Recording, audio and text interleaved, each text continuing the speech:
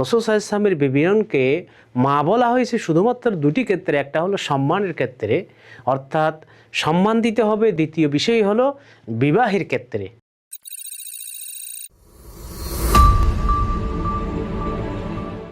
আসসালামু আলাইকুম ওয়া রাহমাতুল্লাহি ওয়া বারাকাতুহু। ইন্নাল হামদালিল্লাহ ওয়াসসালাতু ওয়াসসালামু আলা মান লা নাবিয়্যা বা'দা, আম্মা বা'দ।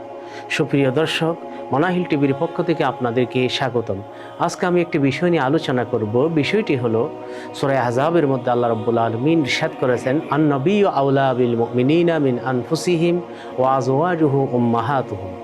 এই আয়াতের আলোকে মহানবী সাল্লাল্লাহু আলাইহি ওয়াসাল্লামের বৈশিষ্ট্য বর্ণনা করা হয়েছে যে নবী হলেন মুমিনদের নিজের আত্মার চেয়ে নিকটে, অর্থাৎ তিনি হলেন মুমিনদের অভিভাবক। এর প্রমাণ একজন মহিলা সাহাবী, সে খালু ছিল, মসজিদে নববীর ঝাড়ু দিত। তখন সে যখন মৃত্যুবরণ করেছে, রাসূল সাল্লাল্লাহু আলাইহি ওয়াসাল্লাম জানেননি, তাকে দাফন করা হয়েছে। এবং নবী সাল্লাল্লাহু আলাইহি ওয়াসাল্লাম জিজ্ঞেস করলেন, ওই মহিলা কই? তখন সাহাবায়ে কেরাম বললেন, সে তো মৃত্যুবরণ করেছে, আমরা দাফন করেছি। রাসূল বললেন, আমি তো অভিভাবক তোমাদের, তোমরা আমাকে খবর দাওনি কেন? আমি যদি জানাজার ইমামতি করতাম তার জন্য এটা কল্যাণ হতো। তাই সুতরাং তখন নবী সাল্লাল্লাহু আলাইহি ওয়াসাল্লাম সরাসরি তার কবরে গিয়ে তিনি জানাজা পড়লেন একাকীভাবে। এবং এখান থেকে এটাও বোঝা যায়, কোনো অভিভাবক যদি জানাজা না পড়ে তখন সে গিয়া জানাজা পড়তে পারে, যদিও দাফনের পরে হয়, তবে সেটা 3 দিনের ভিতরে হইতে হবে। এবং এই আয়াতে বলা হচ্ছে নবী অভিভাবক, নবী নিকটে নিজের আত্মার চেয়ে, সুতরাং সেটা হবে মহব্বতের ব্যাপারে, অর্থাৎ নিজের আত্মার চেয়ে রসুলকে মহব্বত বেশি করতে হবে। এবং অনুগত্যের ব্যাপারে নিজের আত্মার, নিজের মনের চাহিদার চেয়ে নবীর নির্দেশনাকে প্রাধান্য দিতে হবে। এবং সম্মানের কারণে নিজের আত্মার চেয়ে, নিজের মা বাবা, আত্মীয় স্বজনের চেয়ে নবী সাল্লাল্লাহু আলাইহি ওয়াসাল্লামকে সম্মান দিতে হবে। এবং সেই কারণে নবীর যুগের মধ্যে কোনো বিবাহ শাদী, অন্য যে কোনো বিষয়ে রসুল যখন কোনো ফায়সালা করতেন, তখন সেটা কার্যকর করা বাধ্যতামূলক হয়ে যেত।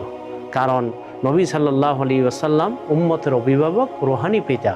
কারণ আল্লাহ রাব্বুল আলামিন বলেছেন, মা আতাকুমুর রাসূল ফাহুযুহু ওয়া মা নাহাকুম আনহু ফান্তাহু। নবী সাল্লাল্লাহু আলাইহি ওয়াসাল্লাম যা এনেছেন তা করে ধরো, যা নিষেধ করেছে তা তোমরা বর্জন করো। এরপরে নবীর বিবিদের বৈশিষ্ট্য বর্ণনা করা হচ্ছে, ওয়াজওয়াজুহু উম্মাহাতুহুম, এবং তার বিবিগণ হলো উম্মতের মা। এগুলি সর্বক্ষেত্রে নয়। রাসূল সাল্লাল্লাহু আলাইহি ওয়াসাল্লামের বিবরণকে মা বলা হয়েছে শুধুমাত্র দুটি ক্ষেত্রে। একটা হলো সম্মানের ক্ষেত্রে, অর্থাৎ সম্মান দিতে হবে। দ্বিতীয় বিষয় হলো বিবাহের ক্ষেত্রে। অনেকে ধারণা করেছিল রসুলের ইন্তেকালের পরে এক একজন এক এক বিবিকে বিয়ে করে নিবে। তখন আল্লাহ পাক আয়াতের মাধ্যমে বলে দিয়েছেন, নিজের মাকে যেমন বিয়ে করা হারাম, ঠিক তেমনি নবীর বিবিদেরকে বিয়ে করাও হারাম।